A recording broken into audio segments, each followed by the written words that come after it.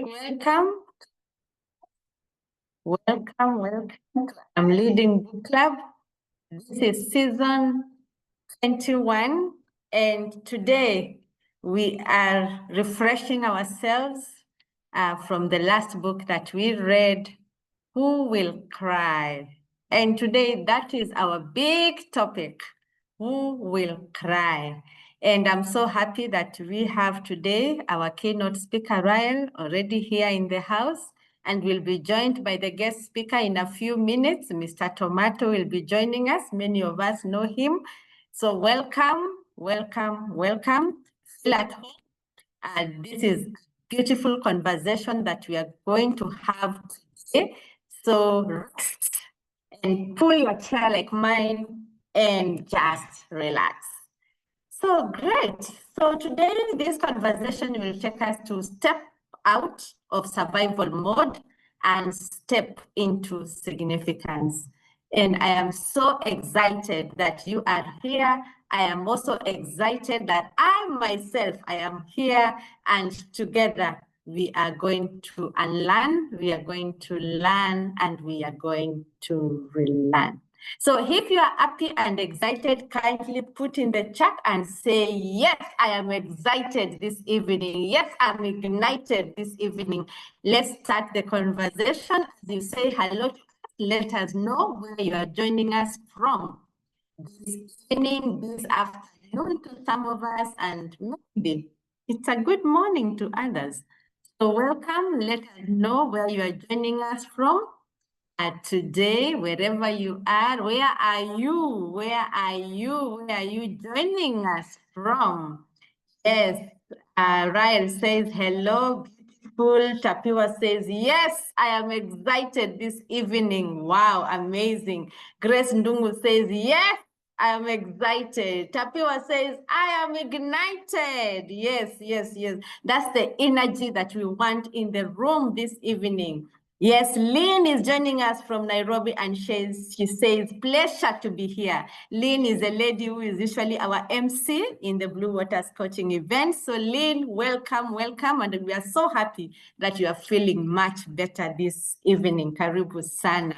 Wow, yes. Who is next? Say something. Ryan says, I'm joining from Nairobi. I am excited and ignited. Roslyn Mushai, welcome. She says, I am excited this evening. Oh, yes, that's a beautiful affirmation. Wajiko Mwangi, yes, I'm excited and joining from Langata. Jen, I am super ignited and joining from Nairobi. Mumbi, joining from Machakos, and pregnant, yes, with anticipation. Oh my goodness, book club members, it's amazing. This is the last quarter of the year, and it is a beautiful time just to be here in this space, to celebrate ourselves, just to go back to what we have been reading about as we come to a beautiful conclusion of last month, and we begin a new month starting from tomorrow. Joyce Mushana, ooh, nice to see you. Greetings from Syokimau. Hello. Thank you very much. Oh my goodness, I think now we have a beautiful quorum. Book club members are represented together with our families, I believe, together with our friends, I believe. They are all joining us because you have invited them. It is the power of being a leader. A leader inspires others. A leader influences others. A leader just leaves nothing but impact. Everybody would know that you have been there because you existed, because you lived. Yes, Munji Violet, that's a new name for me, if I'm not wrong. Looking forward to learn. Welcome. You can also celebrate the people who have invited you. Let us know who has invited you into this house. Otherwise, thank you so much. I think now we can begin our conversation. Step out of survival mode. We are not meant to exist in survival mode. We are meant to step into significance, because that's who we are. We are leaders. We are unleashed leaders. We are abundant. Yes, that's who we are. We are kings in our throne. So we sit with our sovereign power because that's who we are. Thank you so, so much. Beautiful, beautiful. See somebody else put down. Cecilia, wewe uko Mombasani huko. Haya dada, karibu. Cecilia Mutinda, welcome, welcome, welcome. Invite your friends. Let them be here. Let us learn together. Remember, you can never grow alone. You cannot be up here and others are down here. They will just pull you down. That's why we are inviting them to come and join us so that as we become, they also become, and together we can change the world. So I am happy. I don't know whether my video is working. It had an issue. I can't see myself. So let me, somebody tell me whether they can see me. I can't see myself. Am I there? Anyone? Am I there? Can you see me or not see me? Yes, coach, Somebody you're there. tell me in the chat. I'm there. I can't see myself. Yes. Imagine. You're there, coach. All right. Great, great. I am excited. Very good. Nice. So let's begin this conversation. And I want to start before I introduce myself with this story of this woman. Let's call her Miriam. I hope nobody is here called Miriam. And Miriam is a beautiful woman, but something is not right in her life. Every morning when she wakes up, the alarm buzzes, but in that space, she hits snooze. Her heart is exhausted. She's tired. And it's just 6 a.m. There's so much to be done during the day. But she's tired. Her heart is exhausted. I don't know whether you know a woman like that who tries to wake up and simply wakes up tired. She can't move on. She can't go on. She's tired. And those women are so many in this world. The first thing, God has given us a new day, but you are so, so exhausted. You can't move on. Before she even puts her feet on the floor, what happens? Oh my goodness, the digital storm. Notifications from Instagram to Facebook to WhatsApp to messages to emails. Everything pops up, leaving our dear Miriam so, so overwhelmed. Where do I start? It's just early in the morning. I've struggled waking up, and this is what I meet first thing. Overwhelmed. And tired to eat, as if it is not enough. Exhausted. No energy. Maybe she decides, let me look at these messages from my boss. What is there? Maybe there's a meeting that has been scheduled. Then she starts now the roller coaster from the messages to the emails to the Facebook, and she is scrolling and scrolling, scrolling and scrolling. And all this does not add up to any joy in her life. Then she realizes, oh my goodness, I'm late. And then she starts rushing. She doesn't know whether to pick a cup for herself or for her daughter who is meant to go for school. She doesn't even remember whether there was anything that was made for the little girl to carry. And she finds herself with no breath. Not a moment even for herself. It has been rushed right from the snoozing of the alarm to the notifications on her phone. And right now, she is sad because she's running on empty. The whole morning that God has given her, she was not able to refill her soul She was not able to refresh. And so many women are in this situation. We just find ourselves in a roller coaster, not knowing what is happening in our lives. If you can notice Miriam, she does not even have the time for her daughter. She doesn't have a time for herself. She's sad, she's bitter, hardly a breath. As if that is not enough, she ends up in traffic, just right when she's struggling to rush to that office, to that business place. The traffic snarls. The horn scream, go, move. And the more she does that, the more she's agitated. Then now she decides, let me rest a little. After all, what can I do? Look at that traffic. Where do you go? You can't fly. And in that moment, something snaps in her mind. Oh, she remembers about the school fees. She remembers about that event she didn't attend for her daughter. She remembers that there is a board paper she has not done. She remembers a customer that she never returned the call.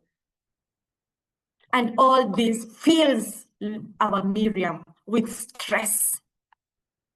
Stress springs while her body just sits there. Tense, tired.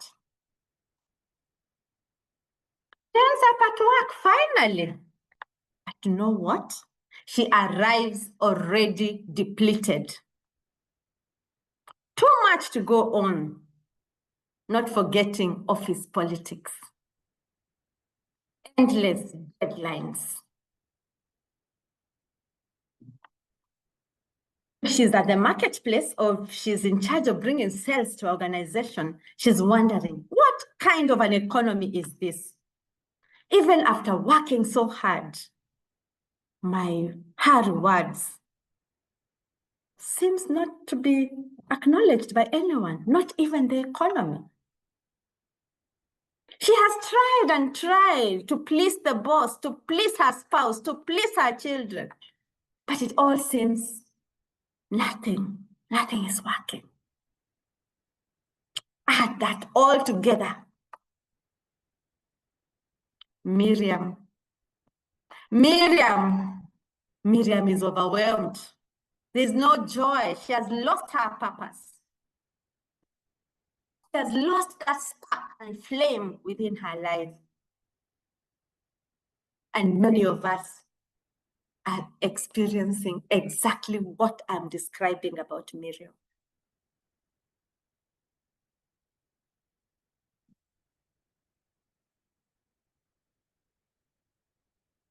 Are there times that you feel like this? Maybe not to this degree, but a certain degree. And you wonder, what is all this about? What is life about? Let's see when she comes home. How does she return? She's tired. But when she meets Mumbi in the supermarket, she puts on a brave face and puts on a smile. But deep within, she's crying. Deep within, she's wondering, is there more to life? And she's there. She has to organize the dinner, maybe chip in a hand, maybe serve her family. She has to catch up with a conversation with her child, with someone else. She starts scrolling again. Remember, she began with it, and she ends her evening with it. Then she goes to bed, hoping at least she will sleep. But what happens? She's too exhausted. Especially now she is in middle age, perimenopause. doesn't catch any sleep. She cannot sleep, and the roller coaster continues. Days turn into weeks, and weeks into months, and months into years. And the repeat pattern continues, continues, continues.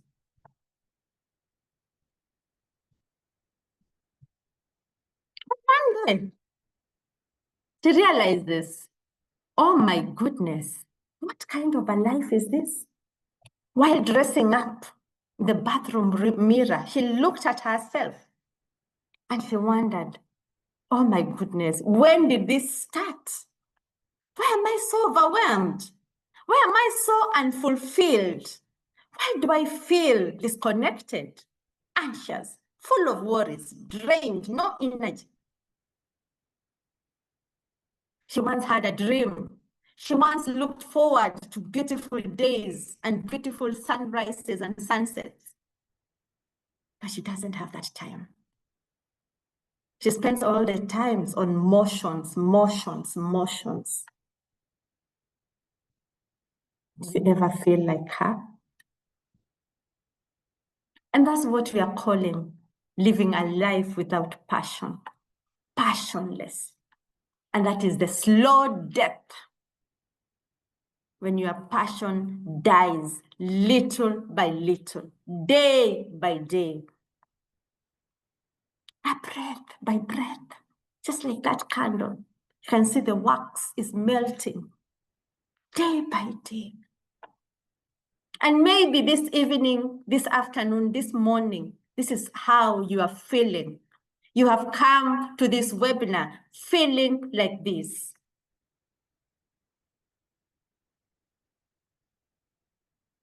I'm here to tell you that it is not over. Just like Miriam, she asked herself a question. I would like you to start asking yourself a question. When did I stop living? When did I just start coping with life existing and without living?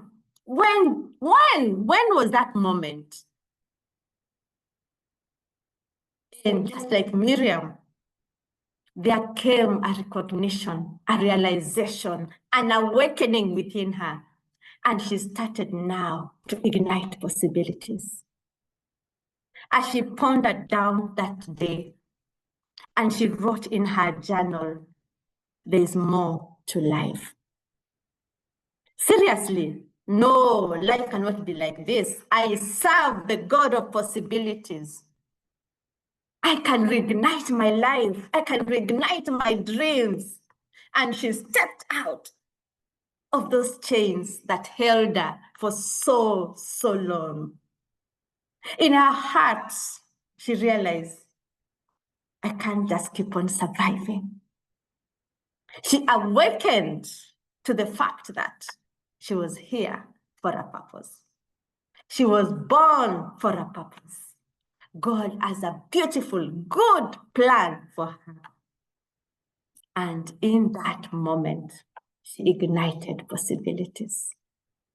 And this evening, I invite you, all of us, let us ignite possibilities.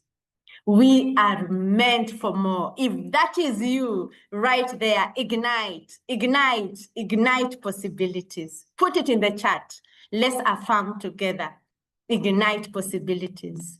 Because we live in an abundant world. Everything that we desire to have, to be, to do, it's all a possibility. But are you ready to ignite? Possibilities are there, but until you ignite, until you spark that flame, nothing happens. Nothing will change. Thank you so much for affirming that so powerfully. Yes, thank you. Thank you. Spark that flame. Life is not meant to be like that. Thank you. I can see all of you, Wanjiku, Jane, Grace, yes. Ignite possibilities. And I invite you with all the book club members and all the guests that have been invited Let us ignite possibilities. And to help us do that, we have this evening one of the latest lady who has joined the I Am Leading Book Club. Her name is Joy Rahel. She tells me she's a force of grace, great and greatness. Joy is a woman whose story glows with strength, resilience, and unshakable purpose. She just joined the book club just the other day, but today she has a story that can help us ignite possibilities in our own lives. So she will be our keynote speaker because she has lived it, as she serves as an HR consultant, as she serves as, she has created purpose within in her life. So I am so glad that we are going to listen to her this evening, and she's going to tell us how she has ignited possibilities in her own life. Joy, welcome. Karibu sana. Drums roll for Joy. Welcome, Joy. Are you in the house? Joy, are you in the house? Hi, Coach Lois. Joy is in the house. She's igniting possibilities. Yes, beautiful. That is Joy for us. Joy is a lecturer.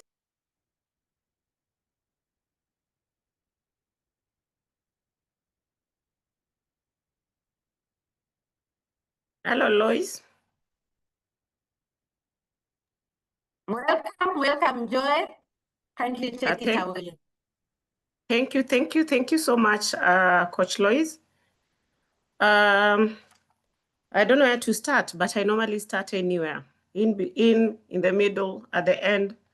By the end of the webinar, we'll have known who Joy is, why she's here, and how she's excited to be part of this team. First of all, I can confidently say majority of us are actually Miriam. We've been Miriam before. We have fought not to be Miriam, and we have been able to fight and to continue fighting not to be a Miriam, to ensure that we are living and not just surviving. So today, I am confirming that I am living and not just surviving. Let me share just a small note that I'm going to use to just guide me, but generally just speak from my head, but this is going to guide me. So I'm excited to have joined book club, first and foremost. I will not introduce myself. Coach Lois has done it, but towards the end, you'll be able to get to know Joy even better. When Coach Lois talked to me about this book club, I told her I love to read so much. I was a very serious person when it came to reading. I used to love reading. I'm those people who would read. I used to have boxes of John Grisham, Ludlam, whatever novel it was. I would always try to read and to target to read the next book. In fact, I never used to watch a movie before I read the book. I wanted to understand the book first before I read, before I can be able to watch a movie. So with time and life, with schooling, because I've done 80% of my schooling as a part-timer. So school took over my reading, and with time, I forgot to go back to reading. So the moment she talked to me about the book club, I was like, then I am joining. I need to start igniting my reading and to ignite possibilities. So today I'm focusing more on the book that we've just been reading. This is my second book with book club. And the first book, I remember I was not able to finish on time because I struggled to start reigniting my reading.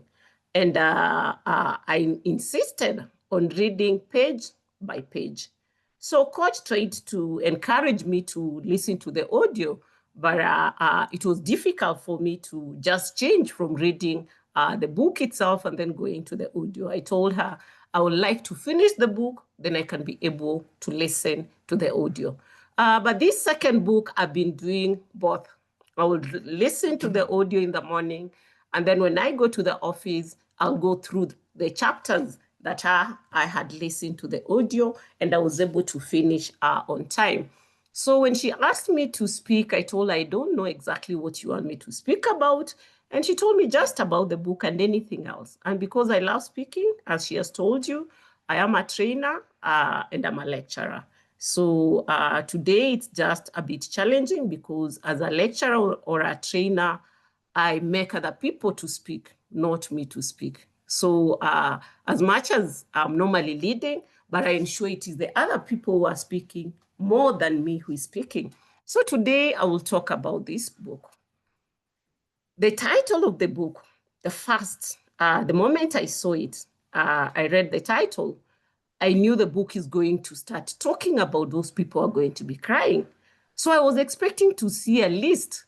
Okay, chapter 1, your parents will be crying. Chapter 2, how my kids will be crying. Chapter 3, then starting the book up to chapter 10, there's nothing about people who are crying.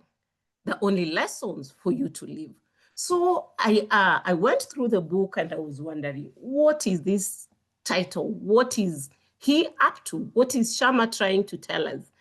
Is it not just about crying? I wanted to see people are going to cry. Does it mean nobody's going to cry when I die? And I realize people will cry, but what about you? You'll be gone. So what is your purpose here? If you leave people crying, will they really be crying? But the book is actually telling us it is not about those people who are going to cry. It is about you. So I picked just the main theme of the book.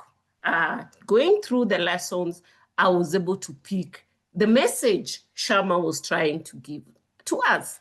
Forget about those people who are going to cry. Forget about what you're going to leave behind. Forget about when you are gone and think about today.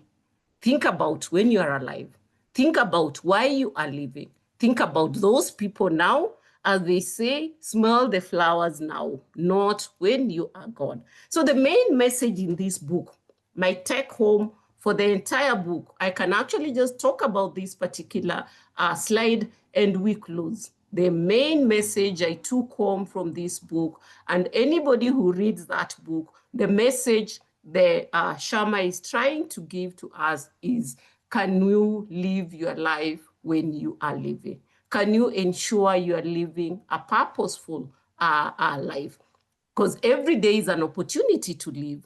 Can you be intentionally and move closer as you move closer to your life purpose? Ensure that you are living your life purposefully. So the question was, am I living my life purposefully? Am I living my life to the fullest? Somebody says it is difficult to live your life to the fullest, but I disagree. You can actually live your life to the fullest. The second, so out of this particular theme, purposeful living, or the message that the writer is trying to bring home, I was able to pick only 4 messages or 4 themes that I can link to the first theme, which is purposeful living. So let's look at this first theme, life purpose and legacy. The writer is talking to us about our purpose and our legacy. What are you living? What is your intention of living? What are you living for? And what will you leave behind? Do you just drift through life? Define your purpose and pursue it daily. How many of us have a purpose? How many of us did actually have had a purpose for today? How many had a purpose for this year? How many of us have a purpose for the rest of the year or for the rest of our life? For example, is your purpose to ensure integrity? Is your purpose to be able to promote peace? Is your purpose to fight for democracy? Is your purpose to give compassion to the people around you? What is your purpose in life?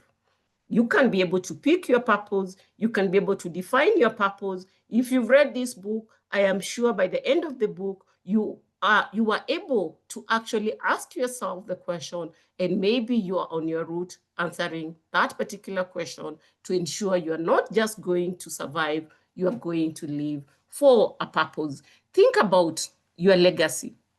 What will people remember about you? What impact or impression will you be leaving? Or will you have on the people? What impact will you have on your family? What impact will you have on friends, colleagues, or the entire society? Are we living in a life where we can leave an impact? Or we are living in a life where we are going to leave wealth? These are questions you ask yourself as you finalize this book, or after you finish this book, you can be able to ask throughout all the lessons, the 101 lessons. These are the messages that the writer was trying to put forward to us. Do you want to live a country that is democratic? Your purpose was to fight for democracy.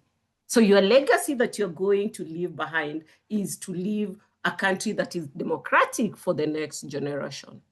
If your message or your purpose was compassion, then you need to leave a sense of compassion. Let people remain crying because of the compassion they are going to miss that you are actually living for. But if you're just drifting through life, then we are going to cry. You are the only person that in this book, we will have a chapter whereby people will just cry and finish and go and forget about you and continue with their life. So your purpose should be able to connect to your legacy. What purpose are you living for?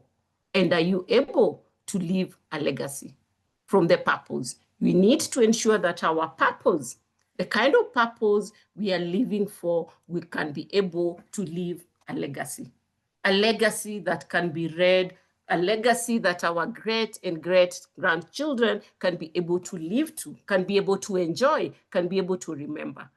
We need to make each day count. What counted today, if you are to ask yourself? Was there anything you did that counted? Is there somebody you touched? Is there somebody you changed?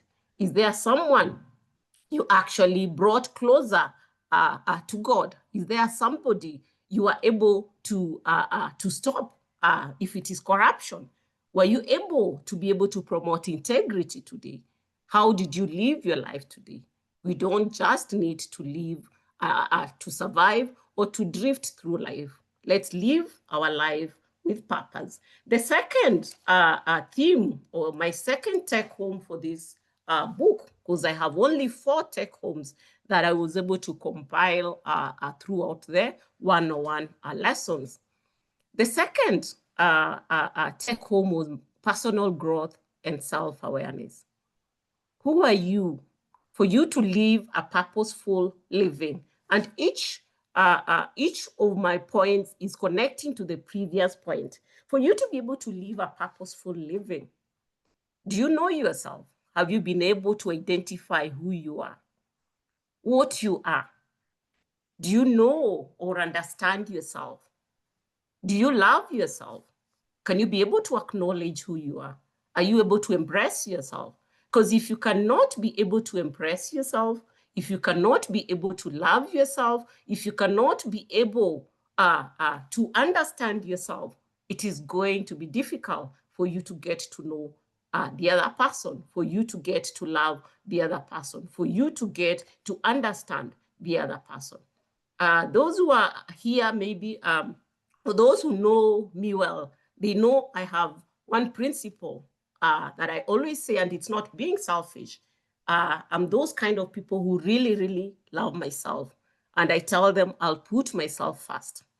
And if I put myself first, then I can be able to take care of everybody who comes around me, who comes after me, who comes along with me. Because I've already been able to ignite that strength within myself. I will have enough strength to carry somebody else.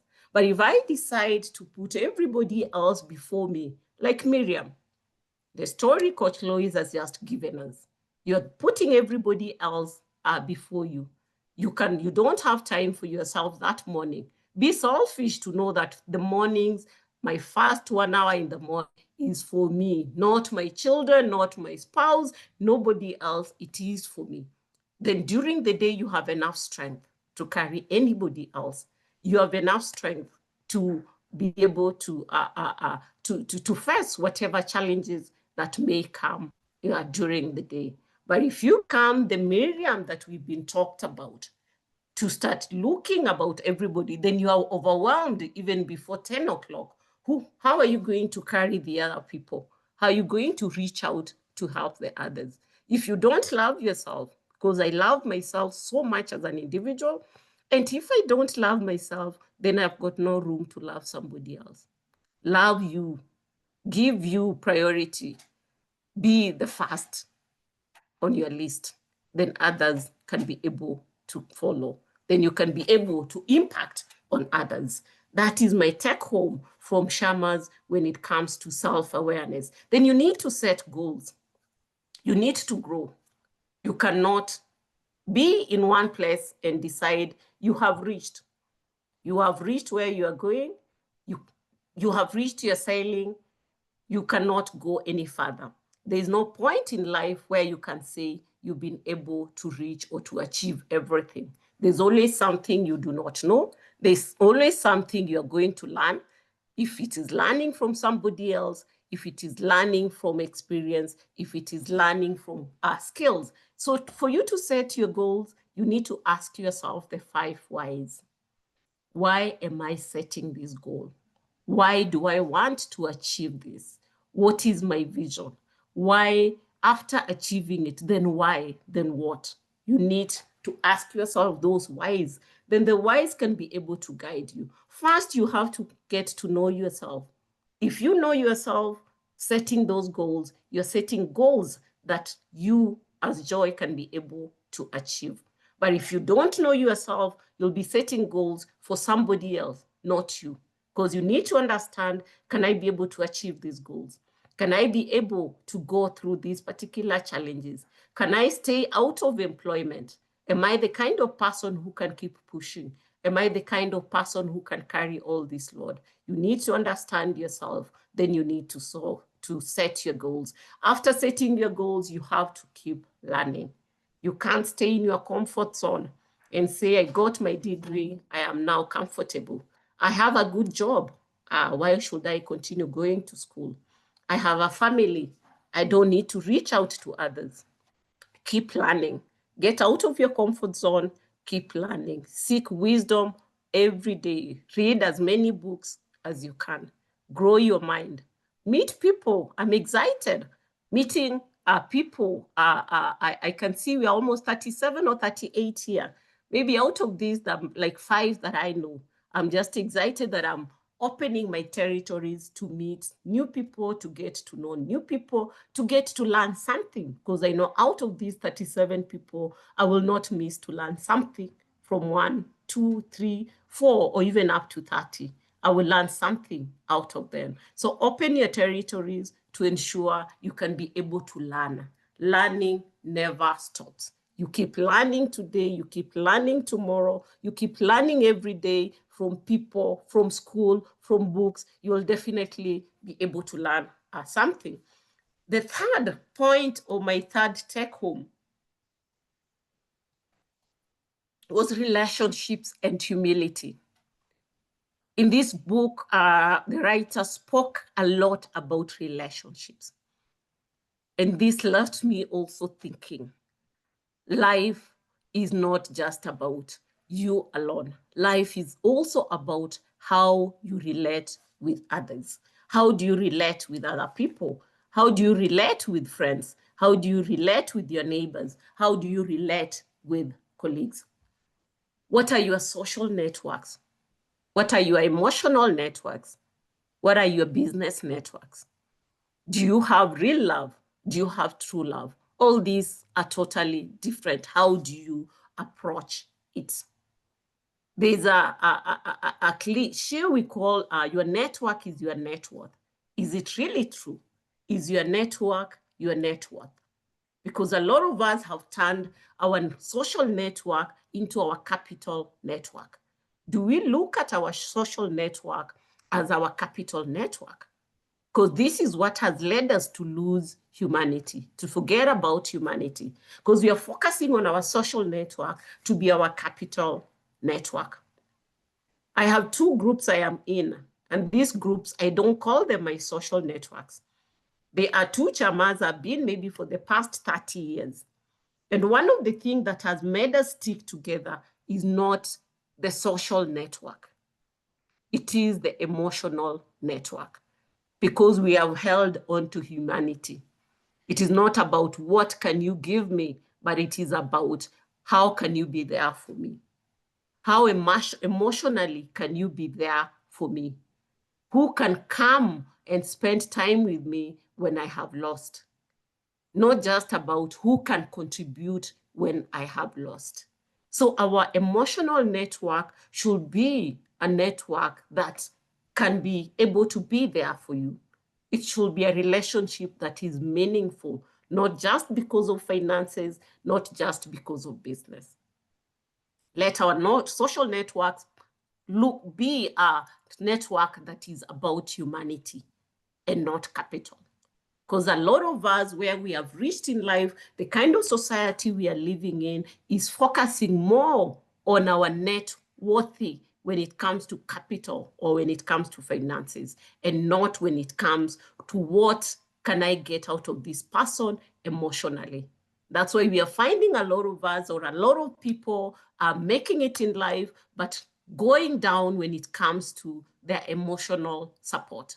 We're getting too many people with depression because we focused on what can they give me when it comes to capital than emotional. So as much as you spread your network, you need to look at emotionally, how can Lois be able to be there for me? Will she just send me 10,000 when I have lost a relative? Or will she come and spend time with me? Will she come back after the funeral, or will she go away? Will she look for me when I am not talking for the last 3 months? She's not heard from me. Will she come and check on me, or she'll wait when I can be able to support her? It is important to support each other in your networks, but from this book, the most important thing is those little things you share with relationships. The little things you share with your family, the little things you share with your friends, the little things you share with your children. These are things that matter in our lives more than what we give them physically, more than the money we send to them, more than the school fees we are paying, more than the cash we send to our parents at home. How many times do we spend time with our parents? Is it only during the Christmas holidays? Is it only during the Easter holidays? Or we have time, we are giving them the emotional support. We are being there for them emotionally and not just financially. The writer focused more in the entire 101 lessons, the very few lessons to do with financial support, but 80% of the lessons are on our emotional support and humanity. Let's build bridges and not walls. This is another item we are doing on a day-to-day basis. We are building walls with relatives. We are building walls with friends. We are building walls with cousins. We are building walls with neighbors. How are we going to climb the walls when we are burning on our side? When the other side of where we are is burning, how are we going to climb those walls? Sometimes it is, we realize some of the things that make us build the walls are very little things, or the very small things in our lives. Maybe Lois said something weird about me, then I build a wall. Maybe Mumbi just talked something negative about me, I'm building a wall. Maybe she delayed in doing something, or she did not give me a reference that I wanted from her, then I'm building a wall. Let's learn to forgive. Let's learn to go off anchor and grudges. Let's forgive freely so that it can free our heart. It is important for us to build bridges than to build walls. Let's spend our time purposefully to build bridges. Bridges with our families, bridges with friends, bridges with colleagues, bridges with our neighbors. I know many of us do not even know our neighbors. And we are living, saying we are, our purpose is for humanity. Our purpose is compassion. Our purpose is peace. If we can't reach the next person, if we can't reach that watchman or that soldier we are passing every day, then we are living a life that has no purpose. Then serve others also. As much as you are putting yourself first, be there for others. Let's learn to serve others. Let's learn to reach out to others. Let's learn to serve people who may not even serve us. True fulfillment comes from helping others, not just yourself, but the greatest of all comes from serving those who may never have an opportunity to serve you back. So let me not just serve you because I know you are going to serve me back. Let me not just invite you for my function because I know you'll be having a function and you'll be inviting me. Go back to the Bible, the rich man who invited those who are in his class, and then they did not show up. But the ones who were not in his class were the ones he ended up having on the table. So let's learn to serve others, but as we serve others, let's learn to serve even those who may never serve us back, those who may never give something back to us, those who may not even be in our networks, but they are needy. They need us more than we need them. So let's learn to serve them. So my final one, relationship, my final point here is simplicity and happiness. Life was meant to be so simple and happy. The way kids live, the way children live life, that is how life was meant to be. We have grown to complicate life. We have grown to want more in life than what was God's intention about life. The Garden of Eden was the most beautiful garden, but it was the most simplest. That is what God intended life to be. He said we live our life in abundance, but it needs to be a simple life. You'll realize when you live a very simple life, it is going to be an abundance. You just need to live life to enjoy the simple pleasures. You live life, it's your life. Life is too short to be unhappy. It's your life. You live it the way you want it. So make it simple, make it easy, make it a happy life. Nobody said you can't watch Tom and Jerry at 40. Just put Tom and Jerry and laugh the whole day. You just need to laugh to ensure you are laughing, you are living the most simplest pleasures. Taking a walk may be one of the best activity you can actually just do in a day, and it will give you so much satisfaction. You don't need to go to a spa that is going to, or you say, I'm not in a position to pay for a spa. Just watch Tom and Jerry, go run in the rain, do something silly like a child, and you realize these are the things that brings joy to the table. These are things that are going to make you happy. Happy life doesn't have to be expensive. So never postpone or put happiness on hold until you have made enough money. That is what we say.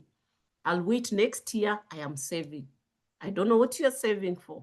Next year, when the kids finish school, this is when I will start living. I don't know when that is because school is never over. When you finish your master's, that is when you'll start living. Then your lecturer does some games on you. You've realized you've done your master's for 10 years like me. I don't know when you'll start enjoying life. Or you say, and when I retire, I will be able to enjoy life. At what time will you start living your life fully? Enjoy your life today. as it is as your last day. Tomorrow is never promised. So live today, knowing that your tomorrow is never promised. Your tomorrow that you're planning when you finish school, or you are planning when your kids go to campus, or you are planning when you have finished building that particular house you're building, that is when you're going to enjoy your life. Live your life today. The little you have, balance it.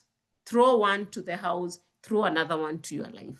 Live your life, and you don't need to make it as expensive as it can be. Life can be so simple, life can be so cheap, but it will bring so much happiness. Finally, run your race. Compete only with yourself. One of the things that make our life difficult is because we want to be like so and so. Joy and Brenda went to Bali. So if I don't go to Bali, I will not have gone on holiday. You might find yourself enjoying your holiday here in Kiambu more than even someone who went to Bali. It's just what you believe in. Contentment comes from within. What really is going to make you happy? If you believe this is going to make me happy, then run your race. You do not know when they started deciding we are going to go on holiday in this place, we are going to go in this particular place. As much as you need to raise your target or to have higher goals, if you can't, before you reach that higher goal, continue living today, live for today. Go for that holiday. Go for swimming anywhere. Go somewhere you're just going to play in the mud. I am happy because I see nowadays a lot of women have taken it up. They are going for vacations. They're going to wherever they need to go to just play as women, to skip kati, to play with doll, to make themselves dirty, and to play silly games. This is what life was meant to be simple and to be happy. Then balance is key. Balance your life, balance your diet. You don't need to live on water alone. God enabled us to have all this and to be in charge. We cannot deny ourselves. Balance your diet, balance your exercise. Don't kill yourself also with exercise every day or throughout the day. Balance your exercise.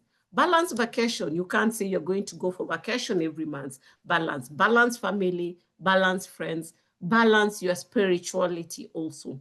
I know I have those friends, they say spiritual or God can never be enough. But God also wants you to live your life and to live it fully. You have not dedicated your life to stay in church. Spend time to yourself also. Spend time with relatives. Spend time with your girls. Spend time with your kids. Spend time laughing and doing anything that can just make you happy. Don't sacrifice your health, relationships in pursuit of success. So don't sacrifice your healthy relationship in pursuit of success. The final remarks or the closing remarks on this.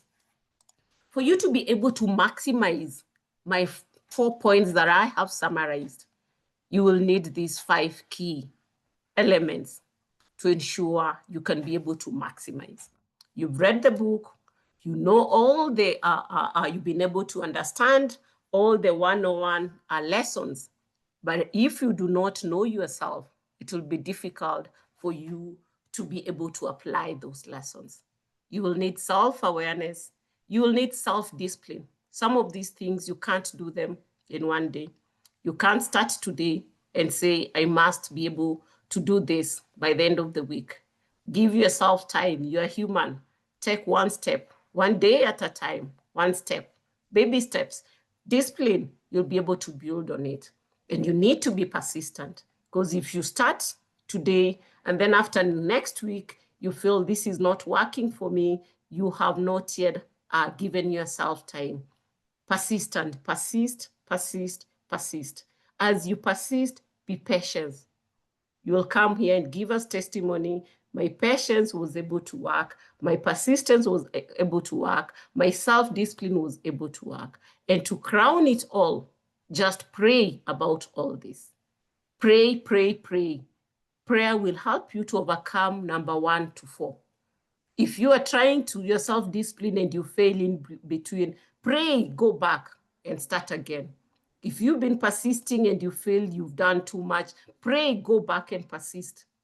If you've given your patience and you think this is too much, I've been doing this exercise for the past 6 months, but I've not lost even 2 kilos. Pray and start from number 1. Maybe you did not really know what really works for you, because what works for Mumbi may not be the one that is going to work for me. What works for Jen may not be what works for me. So go back to the drawing board, go back to self-awareness, then start again with discipline, then go to persistence, then go to your patience, then go to your prayer again, then start again if it has not worked. I am telling you, by the end of the day, you will give yourself time, but you'll tap yourself on the shoulder, you will have done it. Closing remarks, live life today. Let every day count. Your happiness should be your priority. Make it simple. Relationships are better than success. You are the CEO of your life. Leave a positive impact when you bow out. Let them cry as you laugh.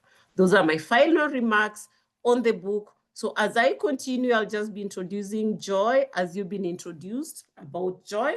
And who exactly is this Joy who is speaking to you, who has come from nowhere, been in the book club, and she's coming to speak to us. Please accept her. That is who she is. Her name is Joy Ryle-Landambi. She is a force of grace, grit, and greatness. Joy is a woman whose story glows with strength, resilience, and unshakable purpose. She is a human resource consultant and a founder of TAM Human Capital Solutions.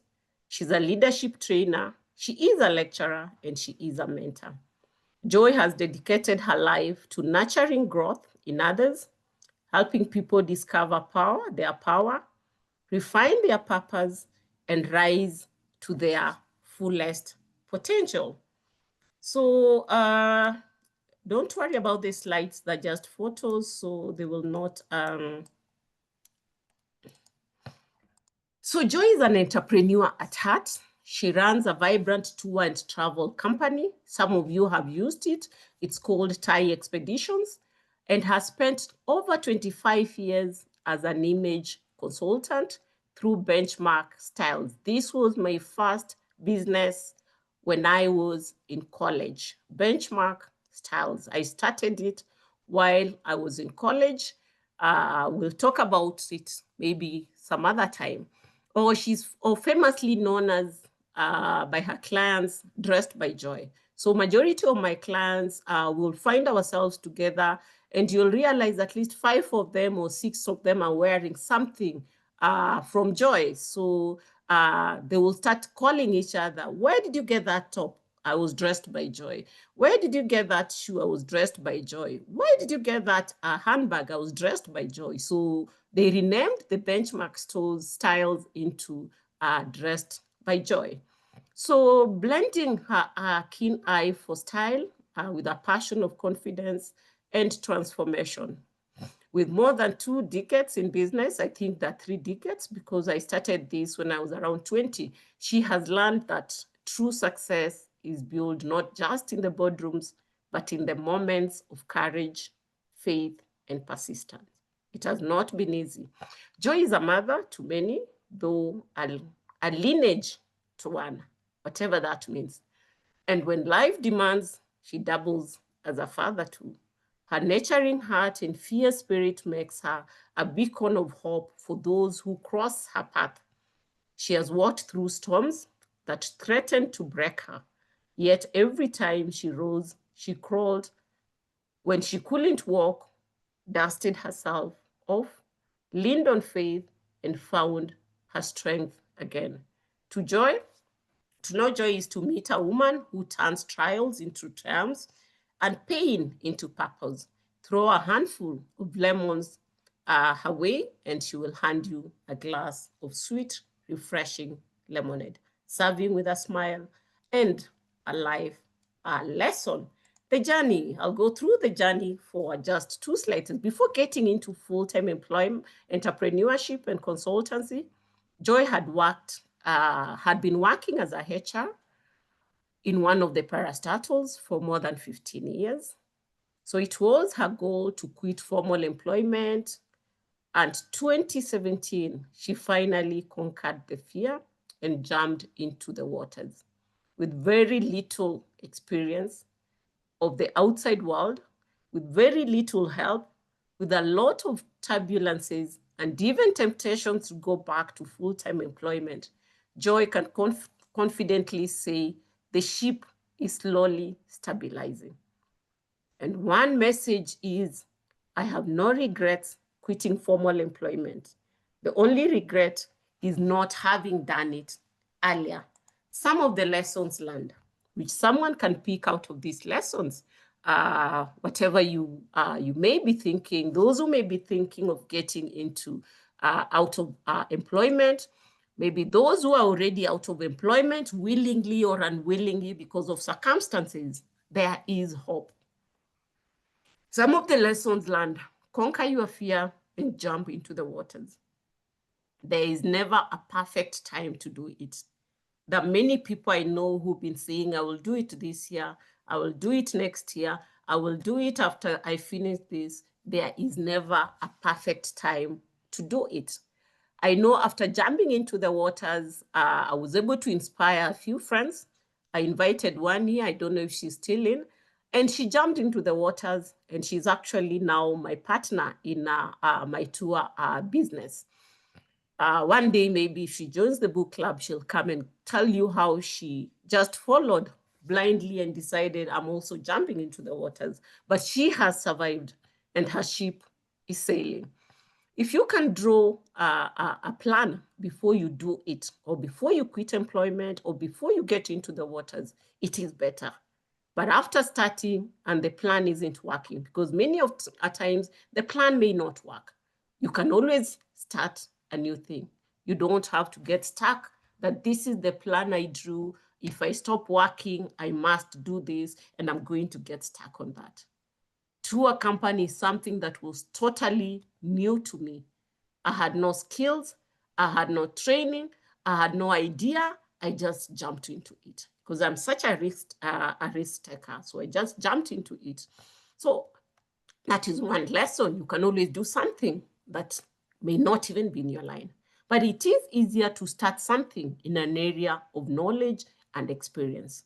At least one of the things I started that I knew I had some knowledge was the HR consulting, a firm, and the benchmark stores, because I was already doing it, even though on part-time basis, I was already doing it. One other lesson is your networks might help, but if they don't, just don't take it personal. Remember, nobody owes you anything. Your networks, you did not quit employment because you had networks. You didn't start your business because you had people. Just know I am starting as an individual. I'm relying on myself. I'm relying on my God. Your networks might help, but if they don't blame anybody. They do not owe you an explanation. They do not owe you anything. Don't build walls just because somebody did not hold your hand.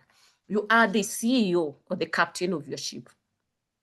If it sinks, you have no one to blame. Always be alert. Be on the steering and be alert. The ship is in your hands. Many will celebrate your success, but few will know your struggles. People will cheer you up when you've already succeeded. People will cheer you up when you've already stabilized. There are very few people who may be close to you, who may know the struggles that you have gone through to be where you are. These people who have corporations, ask the Equity CEO, ask Citizen, whatever troubles they went through, whatever challenges they went through, very few people know. They can only see a corporation that is standing, a corporation that is successful, but they don't know how you are able to achieve that success. These are the last lessons, you may start and grow with few challenges. Everybody has a different path. Just run your race. Don't say if Joy did not go through challenges, I may not go through challenges. Don't say if she went through challenges, I don't want to start it because I will go through the same challenges. We all have different paths. So just run your race. Start and run your race. You may fail so many times. Focus on the goal. Failing is part of it. Rise up and walk again. If possible, crawl. And many times you can't even walk. That is so true. That many times you may not even walk, because those times will be there. But stand, rise up again, walk. If you can't walk, crawl. Crawl, just ensure you are moving. Whatever direction, ensure you are moving. Don't listen to the naysayers. There will always be someone negative, but always listen and learn from people's experiences. Finally, pay yourself. Have fun. Live your life. Even as you build the company, just live your life. Grow as the company grows. Don't leave joy behind and let the company grow. As the company grows, grow with it. And it is possible. It is possible you can do it if you believe you can. So long as you believe in yourself, if you believe you can, it is possible you're going to do it. And with God on your side, the enemy can only watch from the fence. Thank you so much for those lessons. I'll just take you through the photos of the businesses. The first is the consultancy. This is HR consultancy. In the HR consultancy, we offer HR services as they are there. Lois is going to share this: skills gap analysis, policy review and development, job evaluation, recruitment, talent acquisition, and the rest. And I can assure you, I just want to thank God, because since I started with very little support, not knowing where to start, not knowing which company is going to believe in you, not knowing who is going to hold your hand, I can confidently say it is sailing now. I can confidently say the past 2 years, we've had either 1 or 2 or at least 3 or 4 assignments to work on the HR consulting. So it is possible. From the HR, the other company that is a main company, I jumped into it without knowing anything about travel. Apart from traveling for my personal business, I had no idea what travel entails. I had no idea what a package looks like. I had no idea how to go about travel. But this is our travel business, Thai Expeditions. Thai Expeditions is now one of the companies, the travel companies in Kenya. It offers business travel, memorable adventures, both local and international vacations, individual travels, family, or even group travels. For those who need tickets, visas, accommodation, transfers, and excursions, meaningful budget. It is a very meaningful and budget-friendly company. So you can never go wrong with Thai Expeditions. For those who are planning December vacations, those who are planning vacations, you can never go wrong with Thai Expeditions. I'll just let you enjoy some of the photos of Thai Expeditions, some of our memories of Thai Expeditions, both local and international. We have Amboseli, Kenya there with some of my partners, some of friends enjoying Amboseli there. The book says we should take as many photos as possible. I wish I would share the entire album, but I'll share the few that are there. So we have Thai there in Amboseli. We have Thai here in Nanyuki. Sometimes this is a getaway. We said life doesn't need to be so expensive. You can make it as simple as possible. Here in Nanyuki, and the girls are having fun to the bone. We have Thai here in Thailand. Thailand, you may need to plan for it, but they're there enjoying Thailand. The girls are there enjoying. I think here they're on the cruise ship, wherever they were doing. I don't know, but they can confirm to you that they enjoyed those particular trips. We have Thai, the recent one here in Indonesia, Bali. These are the directors enjoying themselves. That is Director Joy. We have the other directors here. We have Roslyn, one of the directors. We have our director there in Indonesia, and we have Joy there enjoying their time in Bali. It needs to be on your bucket list. Then we have ladies there also enjoying in Bali. It should be on your bucket list. You can see them enjoying there. They're just having fun. That is what life is all about. You can see those happy moments. You just need to be happy in life. What else do you need but to just laugh? These ones, at least, they reduced a few ages. Those who are 50 came back when they're about 45, and they can confirm that. Then we have a few here. Welcome to Malaysia. I think I have a few members here who are in Malaysia. They can confirm they were able to enjoy, and they went with Thai expeditions also. And I can confirm here that the people I am using their photos, I have many that I can use, but I can only use those who have given me permission to use. These are the colors of Malaysia with beautiful ladies enjoying Malaysia. So that is about Thai expedition. Finally, about the benchmark, which I'm not sharing any photos because I did not have. This is the store. This is what has bought me milk and bread from when I was very young. Milk and bread, selling one handbag and buying milk, getting transport. And to date, it still exists. It still buys me food. It still makes me survive. Thank you so much. In a nutshell, Joy is an entrepreneur or HRpreneur. Entrepreneurship is not for the faint-hearted, but it is worth their effort. I'm so glad to have joined, to have gotten out of my comfort zone. I'm always ready to hold someone's hand to guide through the hurdles. I embrace life fully, fearlessly, and without apology. I'm glad to have joined the book club and to meet more challenge. Who will cry when I die?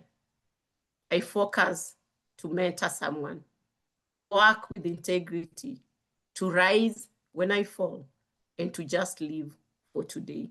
Thank you so much, ladies. Lois, back to you. I hope I didn't take too much of your time. You didn't give me a time limit. I am sorry. Back to you. Wow, wow, wow. Let us celebrate Joy. Thank you so much, Joy. You've just been a source of joy for us in the book club. I remember recently you were with us as the champion and you took it up. And I know that's what we are talking about, living your life fully, purposefully. Thank you so much. Thank you, ladies, for sitting back and enjoying that igniting conversation. I don't want to add anything. Let us celebrate and let's let it soak in. That is Joy, who has been with us for the least time in the book club, and she is ignited and she is there to ignite others. Thank you so much. Thank you for celebrating her, and thank you, Joy, for taking up the challenge. So I want to there's something I wanted to share here. Yes. Before we invite the guest speaker, kindly call all your family members to join us because we are now in the space of inviting our guest speaker. Now, Joy has talked something about forgiveness and living with a free heart.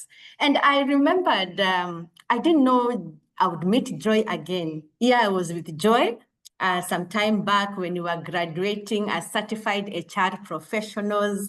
And yeah, during the graduation, and we were dancing together. And a time came that we needed to travel during the leadership retreat.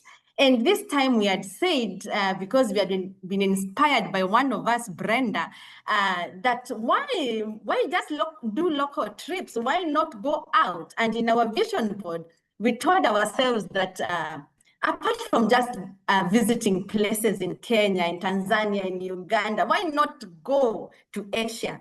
And we were inspired, and Brenda recommended that we use a travel agent. And that's what we did. We didn't even think twice. I mean, recommended by one of us, Brenda, let's go. Let's go. And the leadership retreat, I'm so happy to report, was all organized by Joy.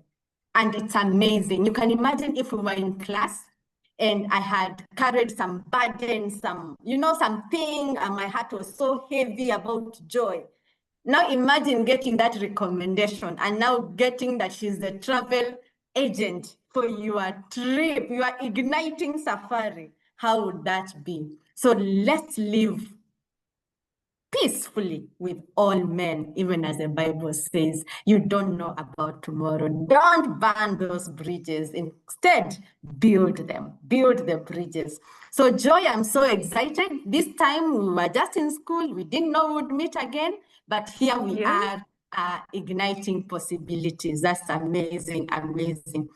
So here it's me during that time at Singapore, one of the places we went courtesy of Thai expeditions, and we ignited possibilities. Actually, in Singapore, I launched Ignitepreneur. Ignitepreneur stands for the ignited entrepreneur, so that you don't just do business anyhow. You do business while you are ignited.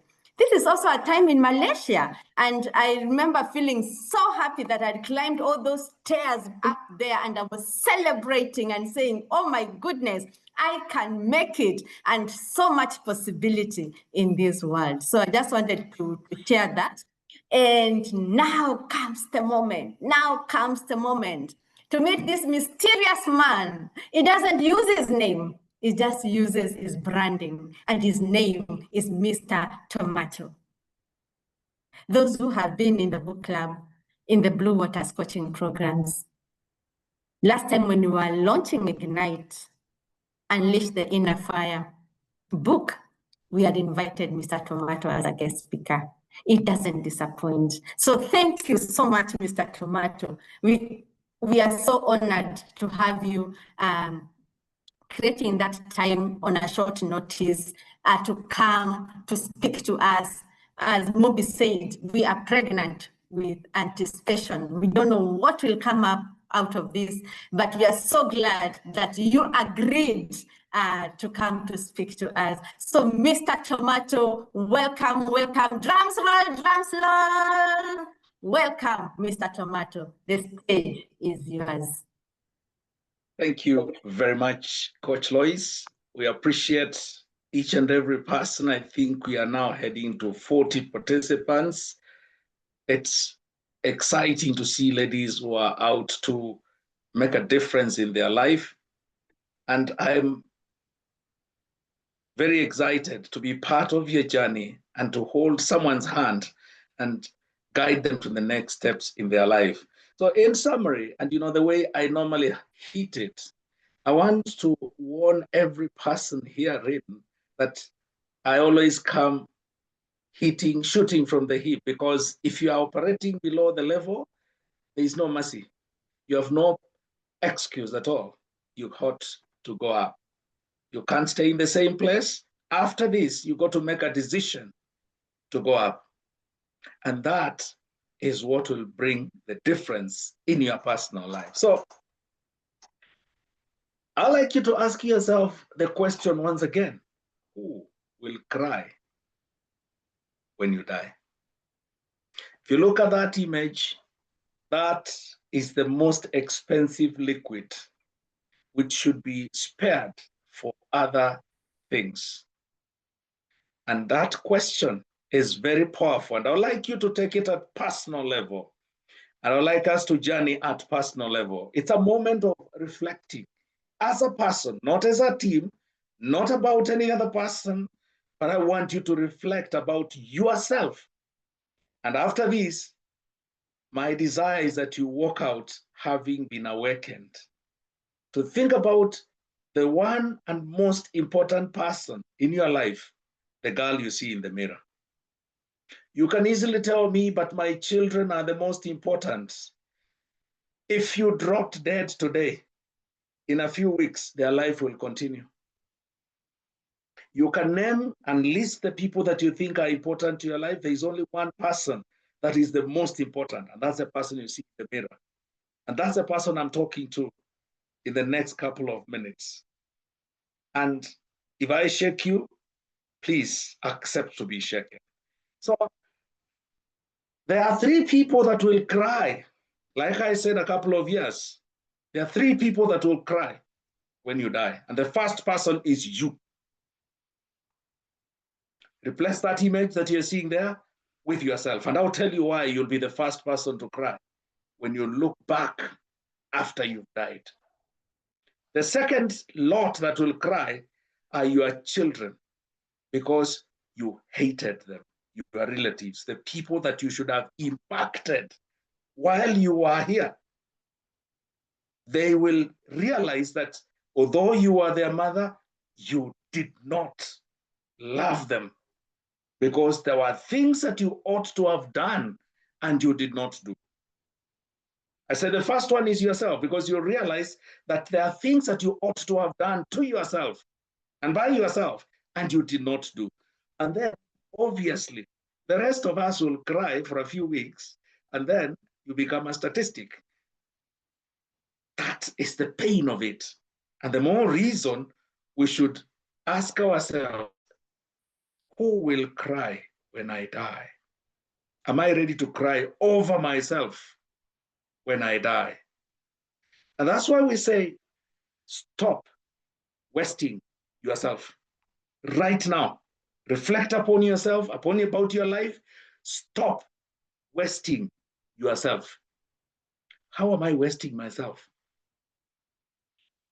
We rarely take a close introspection when such a statement is said, when we are told we are wasting ourselves. I'm very conscious that you're already doing well, wherever you are in your own right, but I'm telling you, you haven't started yet. Why am I saying that? I'd like to remind you that the first thing is stop prioritizing superficial things in this life. If you don't want to cry when you die, money, status, positions, we have the equation inverted. So what should I focus on? Because money can shift very quickly. Status can disappear very quickly.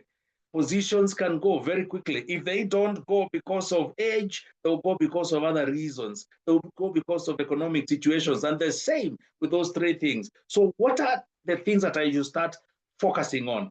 Instead, focus on deep significance. Spending time with yourself and asking yourself, am I a person of significance? Have I found my purpose? And what positive impact am I leaving? If you start with number 2, those 3 things in number 2, number 1 will be automatic. Number 1 will be effortless. I repeat, number 1 will be effortless. You will never have to struggle to look for money. It will find you because you are living a purposeful life. You have deep significance. Wherever you go, you are a story by yourself. People can even pay you for just appearance. So most of the time, the reason why we end up crying when we die is because we invert the equation and start with number 1. Number 1 should be automatic as a result of number 2. People of impact are paid heavily. If it's money, if it's status, they get it effortlessly. If it's position, they get it effortlessly. Why? Because of the things in number 2. For example, let me ask you a question. Why is a captain paid so much money? Is it to lift the aeroplane and land it? Anybody with basic aviation skills can do that. Look at number 2, the 3 things.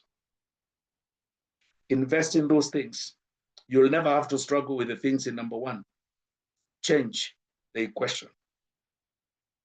And therefore, I would like to ask you, are you living your equation right?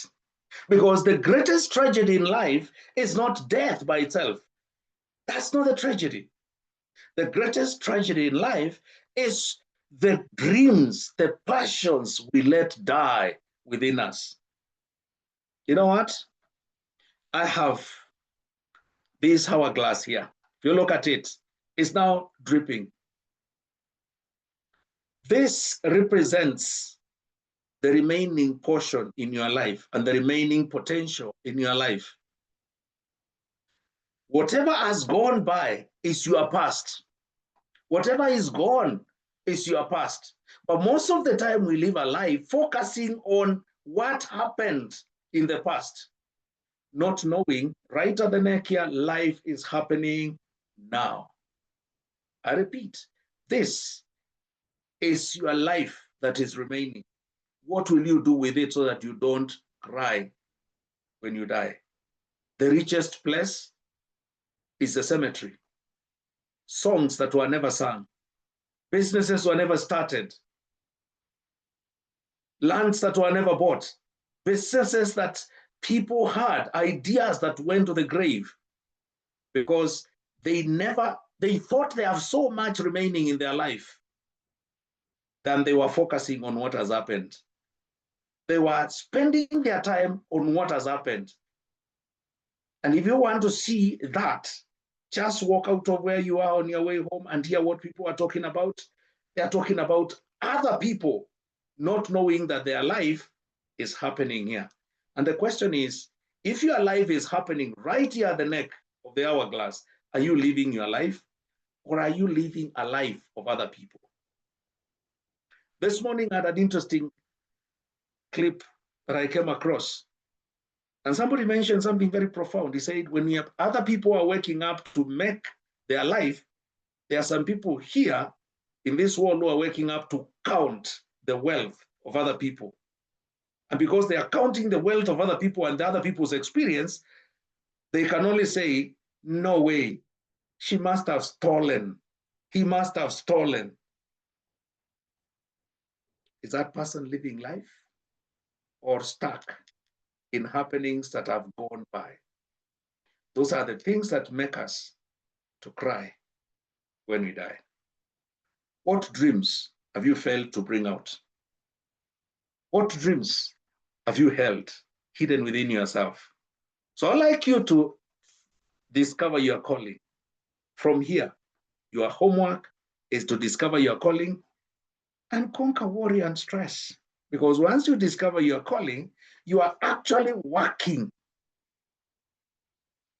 towards what you love. Not your brother's calling, not your husband's calling. What is your calling? Are you living a life of worry because of another human being in the name of a friend, a husband, a spouse, a parent, a friend? Whose life are you leading? If you are leading someone else's life and you've not discovered your calling, you will definitely cry when you die. And why do I say that? I'd like you to look at that lady, the image there. She's in a cage, but she's holding the key and the lock, and the door is open. Most human beings live their life that way.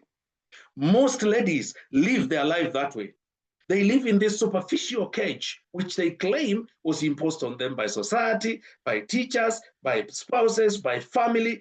And the question that they keep asking themselves is, if I step out of the cage, what will they say? But they never define, who is this Mr. They? Who is this community called they? Who is this community called others? What will others say? And I want to ask you a question. Who caged you? Who put you in there? That's your homework. Of course, Coach Lois will share these slides, and this should be an area of focus as a person. Who caged you? Could you be holding the key? Could you be holding the padlock? Is it possible that you have caged yourself? I leave it to you. And friends, some of the things that cage us are questions, postulations. And that's why I'm now bringing it from a different perspective. What if you take a fresh perspective around all those concerns that you've said, if only I was allowed, if only this happened, I can do this, if only. What if you took a fresh perspective? And I want to put it to you that you need to pause, think, and reflect about yourself. Not about any other person, yourself as a person, as an individual. Pause, think, reflect. And if you do nothing else tonight and tomorrow night and for the rest of the week and the rest of the year, and you do this, something different will happen in your life. I don't know what, but I know it will be positive. What if every challenge that you have faced or you are facing isn't a roadblock, but a signpost? Think, pause, reflect. I know you may have all the challenges from here to the end of the earth, but if you flipped that,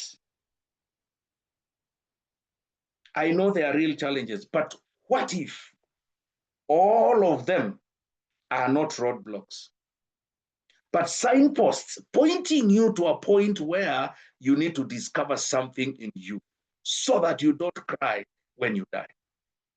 What if, as a lady, I took time to pause, think, and reflect? And number two, what if your feelings of being lost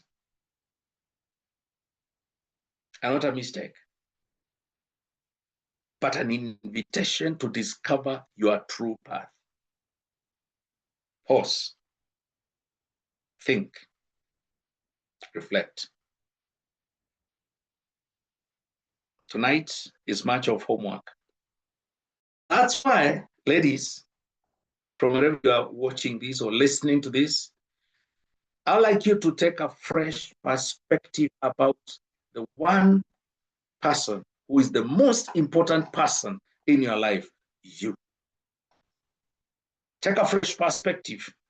No matter where you are, lowest, middle, and you think you're at the top, take a fresh perspective after pausing, thinking, and reflecting about the two questions.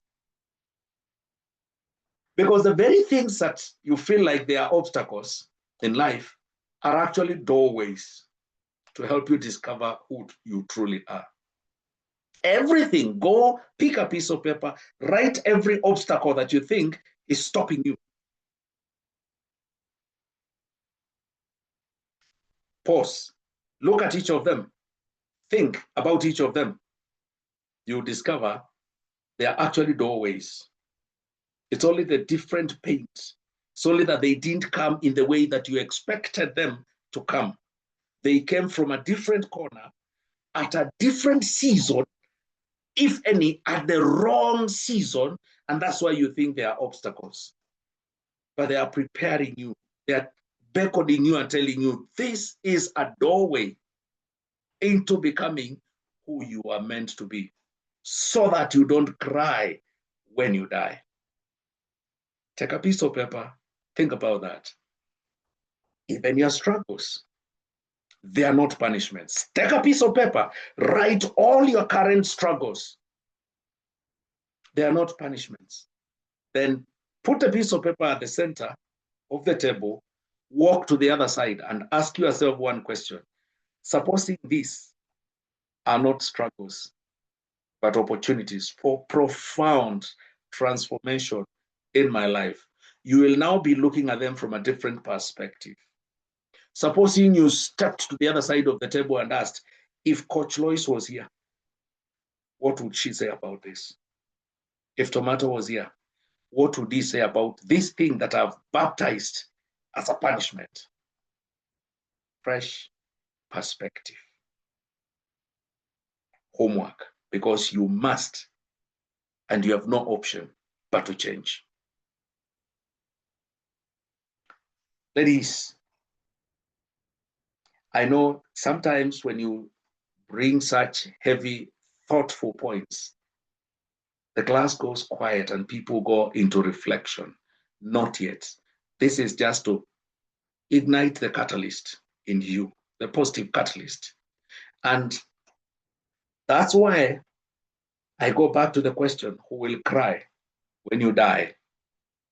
I'd like you to look at that. That is the last slide. Same lady.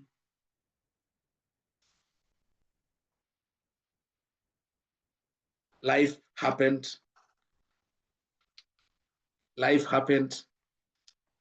She doesn't know how much is remaining. But if you look around that lady outside the cage, there are songs she never sang. There are title deeds she was supposed to be owning. She never did it. There is a graduation gown there. She was supposed to graduate. She never did. There's a cruise ship she was supposed to be in. She never did. There is a dream car she was supposed to drive. She never did. And now she's dead. Look at the picture around that cage. And you'll understand why I started by saying the first person to cry when you die is yourself. If you reflect, if you are given an opportunity to look back, what reason will you give that, let me pick a few examples, that you had the opportunity to sit inside your dream car, feel it, test drive it, and you did not make an effort to go to Toyota Kenya and say, how much is this? You don't need to have the money. How much is this? Can I do a test drive to the end of the expressway? You test drive and you come back. You have interacted with the frequency of that car. I don't care how long it will take. It has to happen. You have all the dreams of that degree you wanted. You've never walked to that university to ask, how much does it cost to do this course? And you carry the prospectus. You stopped yourself, and life was happening, stopped yourself at the point of, I don't have the money. I am not ready now. You caged yourself. I want to challenge all of you here. In the next 1 year, walk to the nearest dealer of the showroom cars, touch it, touch the cars. If it's a Mercedes, touch it. Ask to be allowed to sit inside. Take photos when you're inside, if that is what you want. They don't charge, even for a test drive. But there is something that will shift when you do that. You start dreaming about that car. You will start dreaming about that land that you stepped on. You will start dreaming about that course that you wanted to do. You will start dreaming about yourself at the graduation fair. You will start dreaming about the cruise ship. And that's why I don't want you to cry when you die and your picture looks like this. Think about the children that you say you love. Supposing they saw this picture, what will they say? Mommy hated us. They will not need to understand. And before we get to them, I would like you to ask yourself, do you hate yourself that much that you end up with a picture like this when you die? Because there is no other explanation. You simply hate yourself. Life is happening, but you are postponing. And when you die, the picture looks like that. Still in the cage, but the dreams you had, the passions you had, you never brought them to pass. We were talking about a farmer the other day, and we asked him, do you hate your children that much that you've not planted a tree that they'll sit under? That instead of planting a tree, you have cleared all the trees to burn charcoal? Do you hate your generation that much? Ladies, I want to challenge you. That picture happens every day in our life. And the truth of the matter, bitter as it is because consciously we don't like ourselves. We like other people. Subconsciously, we hate ourselves. And that's why we deny ourselves the cruise holiday. We deny ourselves that course you wanted. We deny ourselves our dreams. I want to leave you with one question. Do you hate yourself that much? And as you knock off from this, go home or wherever you are, take a moment, reflect about what you've had, and ask yourself, do I really love myself? Because if you really love yourself, you will change that picture. You will throw that cage far away. The things that you think are caging you, the happenings in your life, you will see them as doorways. And I want to assure you, if you do exactly what I've told you, in 36 months from this month, you will be here. God willing, you will be here. And you look back and wonder, why did I take that long to change the trajectory of my life? Are you going to be an example to be talked about after you die? Or are people going to say, oh, she used to sing so well, but she never recorded it.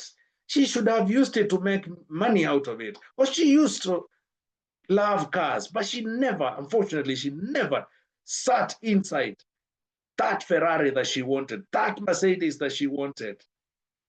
You will be crying, and it will be long after your death. Coach Lois, please take it away. Thank you very much.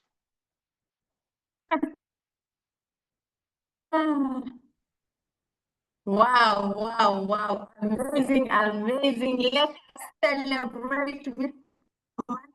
Thank you. Short and sweet. Short and sweet. Thank you. Thank you so much. Wow, amazing. Who will cry when you die? Seriously, I don't want to hate myself. No, no, no, no. This life is for the living. This life is for the living. Amazing, amazing. I can see all your comments. I'm sure Mr. Tomato will enjoy reading the comments. It's a wake-up call. Yes, yes, yes. Short and definitely sweet. That is Mr. Tomato for you. He has given us a challenge. So I believe we are up to the challenge and we are able to magnify our lives. Wow, amazing, amazing, amazing. Wow, great. So now we come to the end of our conversation this evening, and I'm so excited that you have been here. We have listened to Joy, we have listened to Mr. Tomato. Definitely, we are ignited.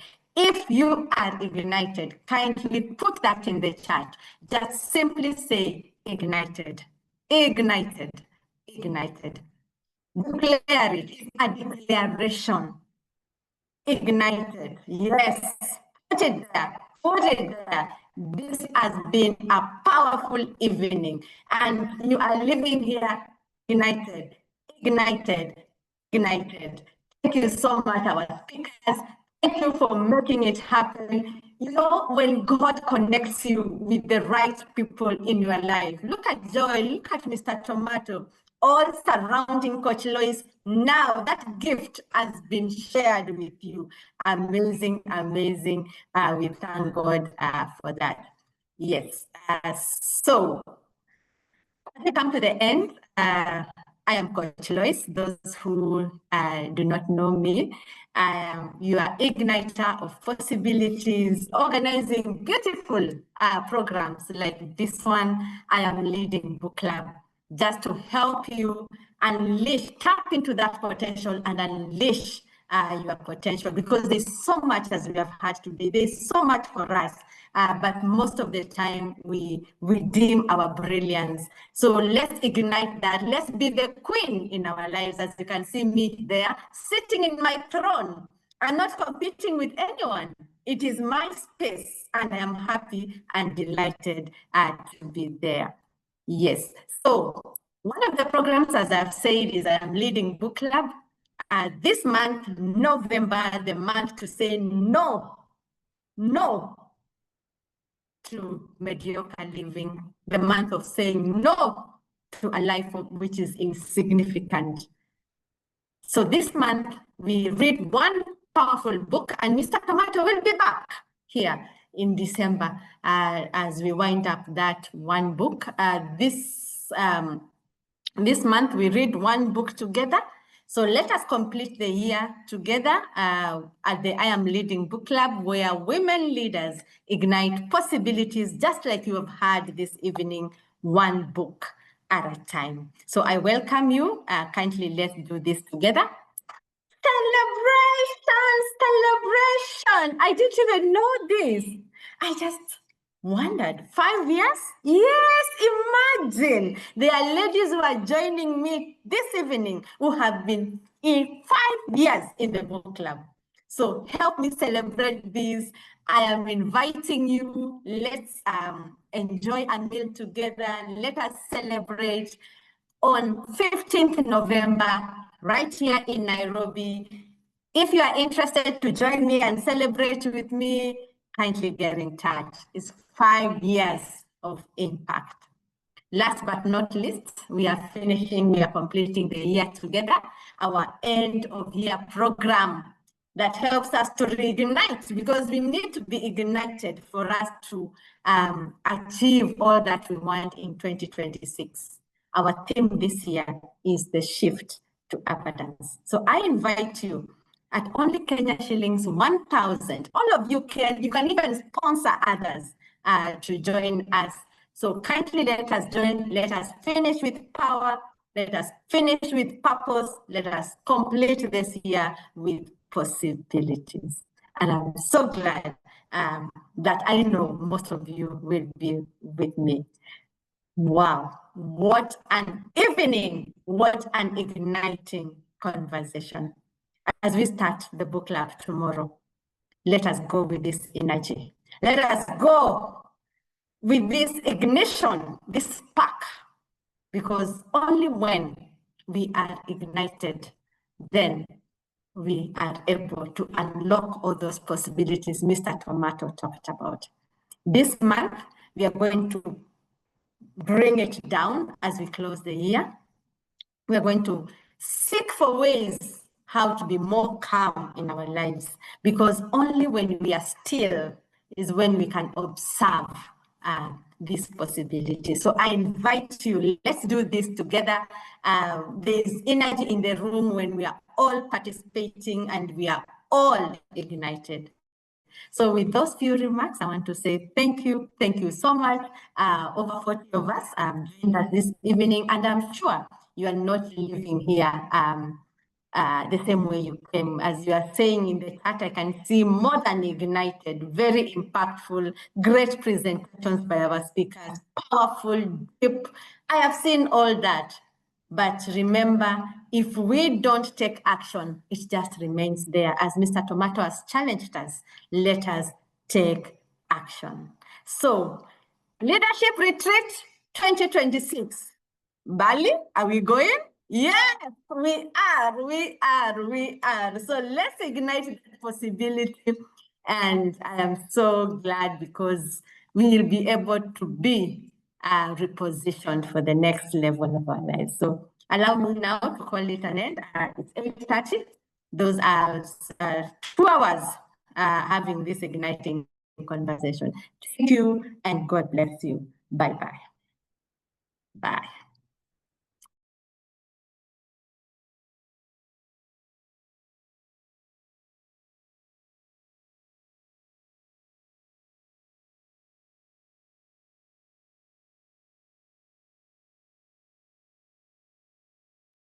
Thank you.